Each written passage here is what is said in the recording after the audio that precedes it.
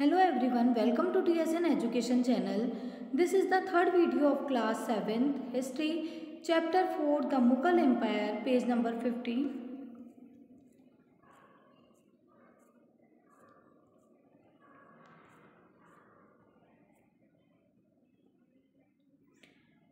Mughal traditions of succession. The Mughals did not believe in the rule of primogeniture.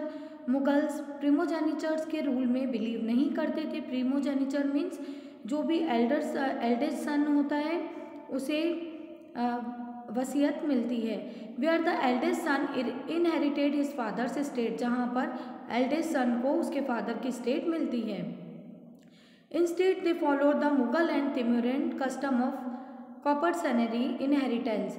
इसके बजाय वो मुगल और तैमूरिन custom की कॉपर्सनरी इनहेरिटेंस को अडॉप्ट करते थे और division of the inheritance amongst all the sons. इस इनहेरिटेंस के अकॉर्डिंग जो भी इनहेरिटेंस है, इस रूल के अकॉर्डिंग जो भी वसीयत होती है उसे जितने भी सन हैं उनमें उसका डिवीज़न कर दिया जाए.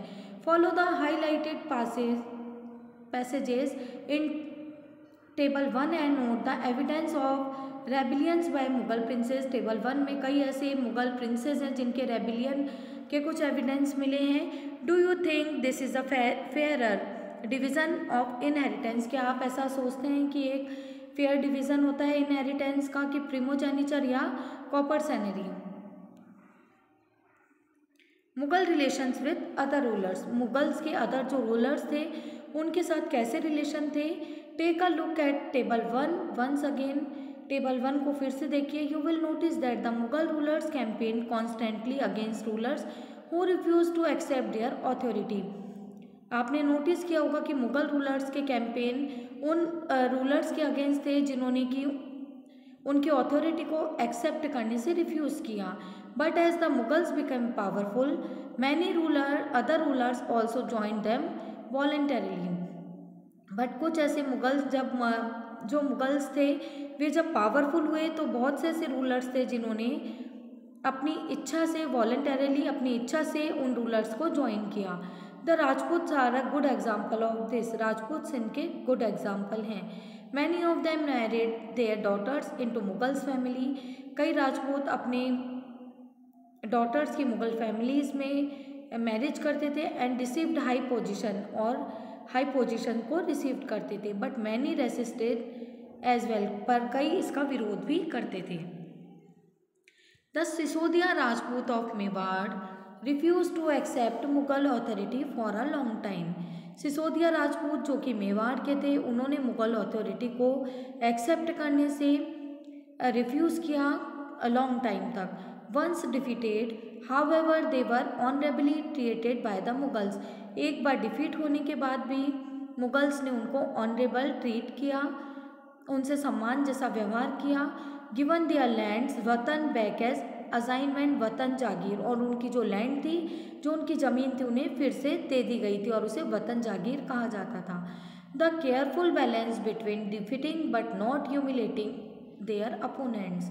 अपने अपोनेंट्स के साथ डिफीट करने के बाद भी उनके साथ ह्यूमिलेटिंग का बिहेव नहीं करने के कारण the Mughals to extend their influence over many kings and chieftains. कई चीफटेन्स और किंग्स पर मुगल्स का बहुत अच्छा इन्फ्लुएंस था, काफ़ी अच्छा जो प्रभाव था वह बढ़ता जा रहा था. But it was difficult to keep this balance all the time. But इस बैलेंस को हर एक टाइम में ऐसा ही रखना डिफ़िकल्ट था. Note that Aurangzeb insulted Shivaji when he came to accepted Mughal authority. जब औरंगजेब ने शिवाजी की इंसल्ट की थी, जब शिवाजी मुगल्स की अथॉरिटी को एक्सेप्ट करने के लिए गए, तब जो औरंगजेब थे उन्होंने शिवाजी की इंसल्ट की. What was the consequence of this insult? इस इंसल्ट का क्या रिजल्ट हुआ? Mansabdars and jagirs. As the empire expanded to encompass different regions, the Mughals recruited diverse bodies of people. जैसे जैसे एम्पायर अलग अलग रीजन में जो थे, अलग अलग जो क्षेत्र थे वहाँ पर एक्सपेंड हो रहा था, तब मुगल्स को डिफरेंट जो ग्रुप के पीपल थे उनको अपॉइंट करने की नीड थी. From a small nucleus to Turkish nobles to Ranis, they expanded to include Iranis. Starting में एक स्मॉल जो ग्रुप था तुर्किश नोबल्स को ही अपॉइंट किया जाता था, उसके बाद में उसमें उन ग्रुप्स में कुछ और भी इंक्लूड किए गए, Iranis, Indian Muslims, Afghans, Rajputs, Marathas and other groups, ये भी इन ग्रुप्स में इंक्लूड किए गए थे। Those who join Mughal service were enrolled as mansabdar, जो भी मुगल सर्विस को ज्वाइन करता था उन्हें मनसबदार की तरह इनरोल किया, मुगल सर्विसेज में मनसबदार की तरह इनरोल किया जाता था। The term mansabdar refers to an individual who holds mansab. The term mansabdar refer, जो टर्म मनसबदार है ये रेफर करती है कि एक कोई भी इंडिविजुअल जो कि मनसब को होल्ड करता हो, मीनिंग अ पोजिशन और रैंक, जिसे कि मनसब मिली हो, कोई पोजीशन या रैंक मिला हो, उसे मनसबदार कहा जाता था। It was a grading system use by the Mughals, ये एक ग्रेडिंग सिस्टम था जो कि मुगल्स यूज़ करते थे किसी भी रैंक को, सैलरी को और मिलिट्री रेस्पॉन्सिबिलिटी को फिक्स करने के लिए। इस सिस्टम को, इस ग्रेडिंग सिस्टम को यूज़ किया जाता था।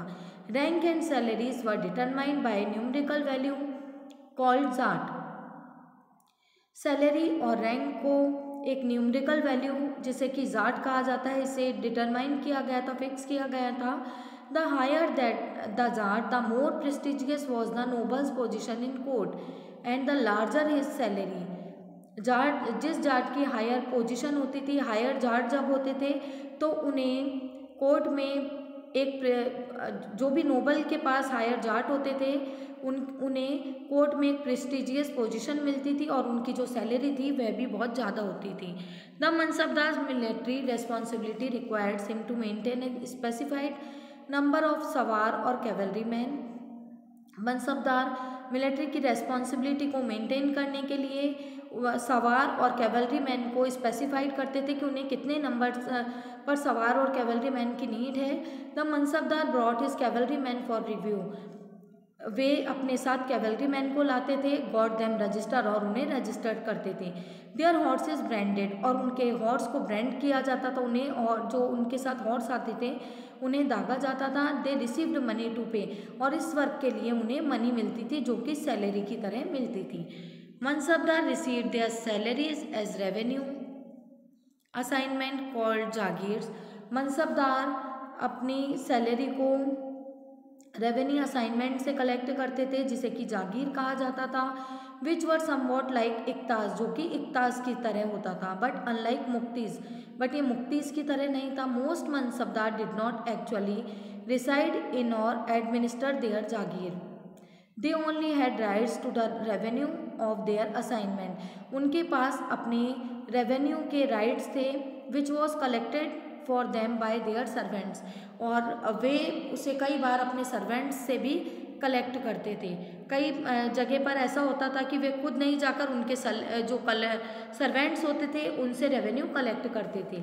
Mansabdar themselves serve in some other part of the country, और ये भी हो सकता था कि जो मनसबदार है वे रेवेन्यू को कलेक्ट करने के लिए अपने सर्वेंट को भेजते थे और वो कंट्री के किसी और पार्ट में रहते थे।